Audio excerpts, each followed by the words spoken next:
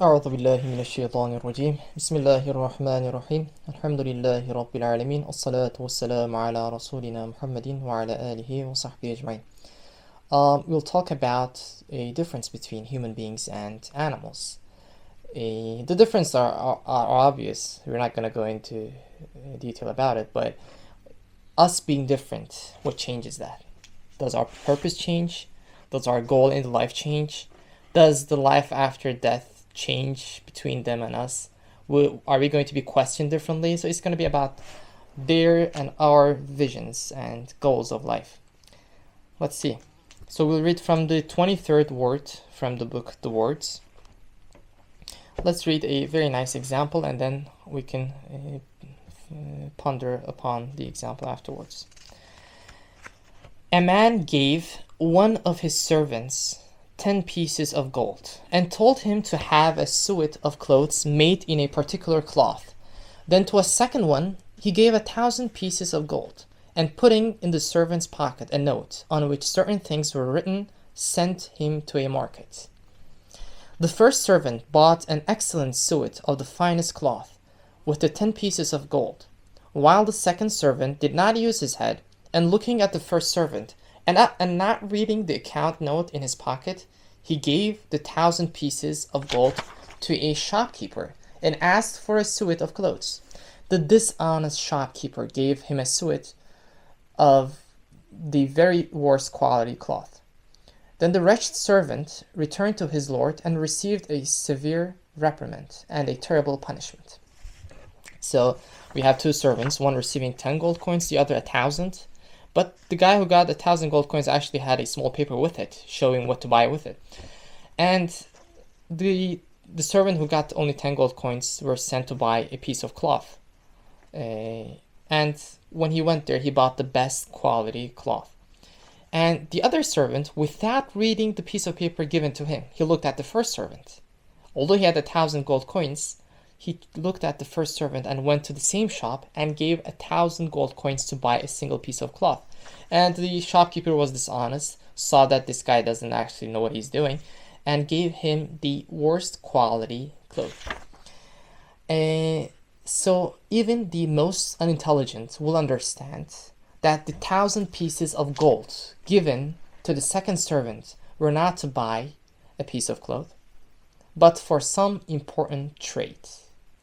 So how bad do we feel for the second guy? And when he came back, of course, he received the punishment.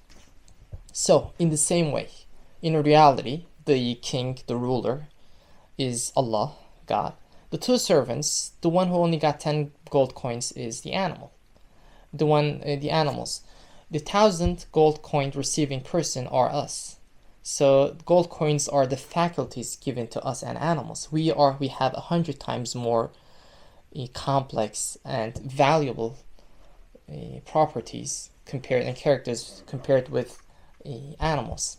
In just the same way, each of the immaterial members and subtle faculties in man have expanded to a degree 100 times greater than that of the animals. For example, consider faculties and members like man's eyes, which can discern all the degrees of beauty, unlike animals. Like if you have a very beautiful vistas point, or I forgot what were they called. An animal would not actually have the same thoughts as you do. A cow would only care about the grass that it's going to eat. But a human being can actually contemplate over all the beauties of the nature. And his sense of taste, which can distinguish all the varieties of the particular tastes of food. And his mind, which can penetrate to all the subtlest points of the reality, and his heart, which yearns for every sort of perfection. And then consider the extremely simple members of the animals, which have developed only 1 or 2 degrees. There is just this difference. Like you might be saying some animals are much more talented than us on their balance, on them flying, them having some tactics, but just, what does he say? Some animals are advanced in some particular feature, but this development is only particular. Like an owl can see, a bat can see better in the night than you, but that's not going to make a bat a superior creature than you. Some fish can swim better than you, but doesn't make them more complex and more special than you. So, we have been given more faculties. An animal only has 10 gold coins, so their mission is more simple. They worship in their own tongue, which is the tongue of their movements. They worship God, they do dhikr, they contemplate God. But human beings have a different mission. But in the example, the second servant was given a lap, a piece of paper showing that what he's going to do with all these coins. We have been given the Quran, which shows us how to use these 1,000 gold coins value, its properties. It shows us how can we use our eyes, our ears, our inner faculties, our heart, our mind in this very world. What is the mission with it? What should we buy with it? And the dishonest shopkeeper is the world. Animals do live a very happy life, and they get the best clothes. If we look at animals and try to live a similar life like them, what's going to happen? We're going to suffer more than them, because we don't have pains from the future. We don't have any fears of the future, any pains from the past like them. We will suffer more than them. In just the same way, each of the immaterial members and subtle faculties in man have expanded to a degree 100 times greater than that of the animals.